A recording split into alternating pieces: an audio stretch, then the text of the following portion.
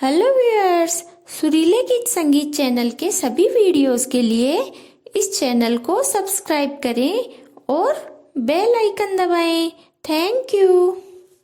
स्वागत है आपका आपके अपने चैनल सुरीले गीत संगीत में।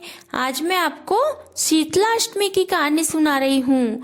लोग इसे बासिड़ा के नाम से भी जानते हैं। यह त्योहार चैत्र कृष्ण पक्ष की अष्टमी को मनाया जाता है। कुछ लोग इसे चैत्र कृष्ण पक्ष में सोमवार या गुरुवार को भी मनाते हैं। इस दिन सुबह स्नान आदि के बाद एक दिन पहले बनाए गए भोजन, जिसमें विशेष रूप से राबड़ी, रोटी, दही, चावल, भीगे हुए मोट बाजरा, पूरी, पुए, पापड़ी, मोहनथाल, हलवा, पकौड़ी, दही बड़े आदि एक थाल में, जिसमें एक बड़ी सराई व 10 छोटी सराई या कुंडारे में सभी सामान अलग अलग डालकर एक रात में बनाई गई रोटी, उसके ऊपर दही राबड़ी रखकर पहले घर में ही थाल की पूजा की जाती है। माता के रूप में घर पर रसोई में 2 पत्थर की पूजा की जाती है। उन पर जल चढ़ाकर रोली मोली चावल से पूजा करें व तैयार थाल से भोग लगाएं।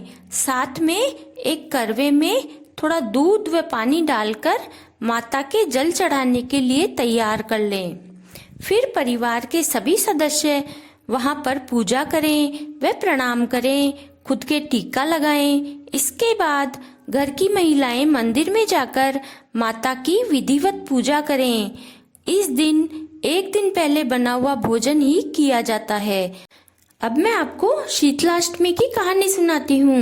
एक समय की बात है, शीतला माता ने सोचा, चलो चलकर देखती हूँ कि धरती पर मेरी पूजा कौन कौन करता है।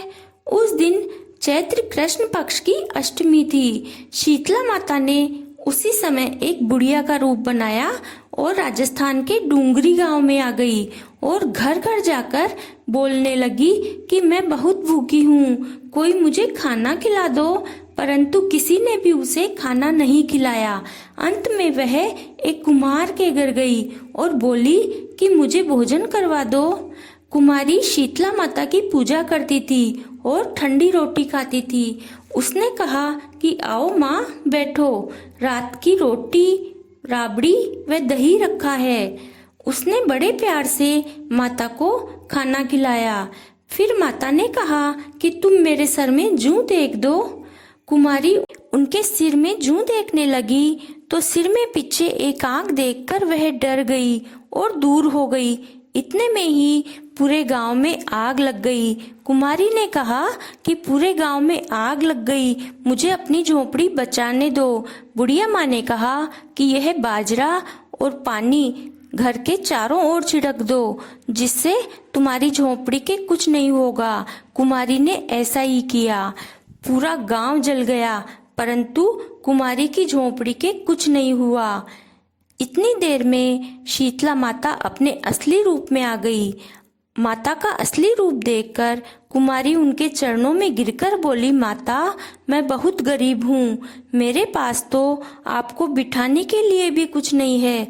माता ने कहा कि मैं तुम्हारी सेवा और भक्ति से बहुत प्रसन्न हूँ, और फिर कुम्हार के गधे पर जाकर बैठ गई और बहुत धन संपत्ति देकर अंतर्ध्यान हो गई।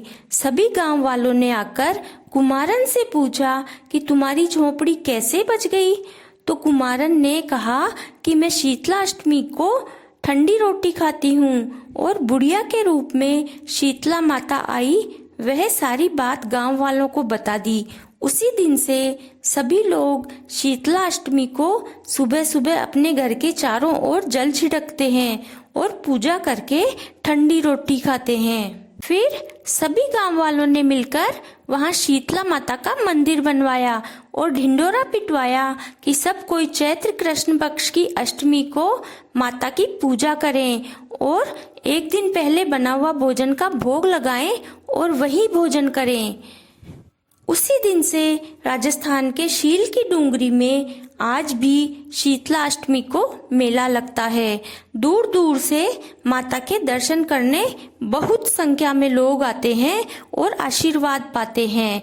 हे शीतला माता, जैसे कुम्हारी को सुख संपत्ति दी वैसे सबको देना। बोलो शीतला माता की जय। इसके बाद एक गणेश जी की कहानी सुन लें, वह भी इसी चैनल पर है। Thank you.